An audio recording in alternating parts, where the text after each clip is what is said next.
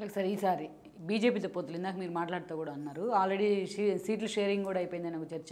అంత ప్రెజర్ తీసుకొని బీజేపీతో పొత్తులకు వెళ్ళాల్సిన అవసరం ఈరోజు టీడీపీకి ఏముందనేది కదా, ఈరోజు క్యాడర్ కూడా ఎలా సమాధానం చెప్తారనేది కదా.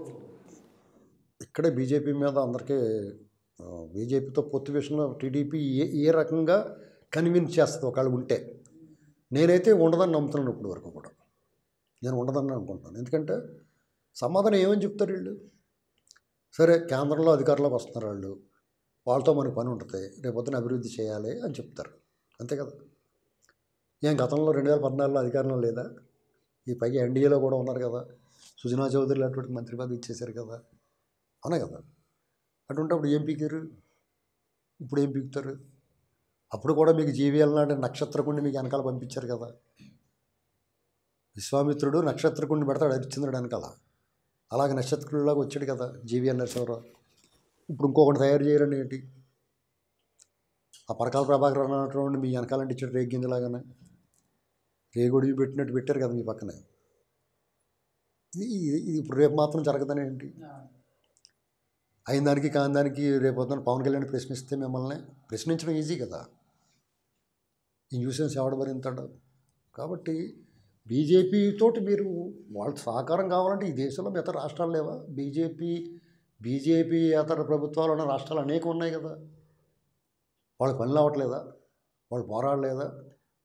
ఒకవేళ వాళ్ళు ఏదో చేసేస్తారన్న భయం ఉంటే బీజేపీ కర్ణాటకలో వాళ్ళు రాష్ట్రంలో ఉన్నారు అధికారంలో, కేంద్రంలో అధికారంలో అయినా సరే వాళ్ళని కాంగ్రెస్ గెలిచింది కదా. తెలంగాణలో అసలు సోదరులు లేని కాంగ్రెసే మెయిన్ స్ట్రీమ్లోకి వచ్చేసింది కదా. అయితే అక్కడెక్కడ కూడా జగన్మోహన్ రెడ్డి బూచోడు లేడు. అదో స్పెషల్. అంటే ఇతను అందరికన్నా అవ్వో అది కరెక్టే. అంటే ఒకవేళ అక్కడ అయితే ఇది లేకపోతే లేదు, వస్తుంది ఎస్సీడీసీ బొమ్మ బొరుసు. ఇక్కడ అలా కాదు, బొరుసు అయితే ఇంక అవుటే ఇంకేం ఉండదు అక్కడ. అయితే బీజేపీయే కోరుకుంటుంది పొత్తు, టీడీపీ ఏం కోరుకుంటలేదు. మరి బీజేపీ పొత్తు కోరుకున్నప్పుడు సిగ్గుశారం మానవ మర్యాద ఉన్నప్పుడు వాళ్ళు ప్రజలకు ఆగ్రహం ఉంది మా మీద చీయని ఉమ్మేసేస్తున్నారు, దాన్ని తగ్గించుకునే ప్రయత్నం ఏమైనా చేశారా? మళ్ళీ బుద్ధి లేకుండా టీవీ ఛానల్కి వెళ్ళి మాకు 70 సీట్లు, ఎలాగో 70 సీట్లు ఇస్తారు ఎవడన్నా పొత్తు ముఖం అంతలో చూసుకో ఒకసారి వెళ్ళి.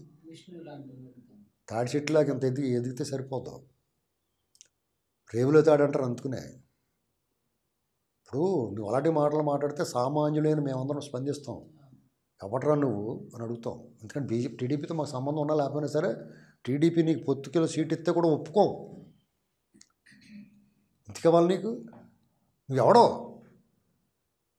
మీకు అంత ఈ సీన్ ఉంటే మీ మోడీ గారిని వచ్చి నిలబడమని, ఇక్కడ విజయవాడలో నిలబడమను, వైజాగ్లో నిలబడమను, కడపలో నిలబడమను, కర్నూలులో నిలబడమను, రాజమండ్రి కాకినాడలో ఒకసారి గెలిచారు కదా బీజేపీ ఎంపీలు, ఒకసారి అక్కడ నిలబడమని వచ్చి.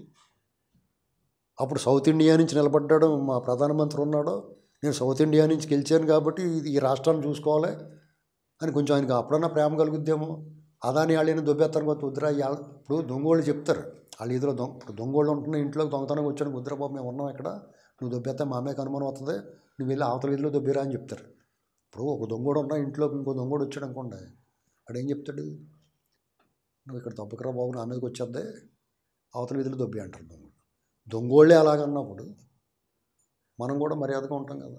ఈ వీడియో మీకు నచ్చినట్లయితే please share, like and subscribe R24 Telugu.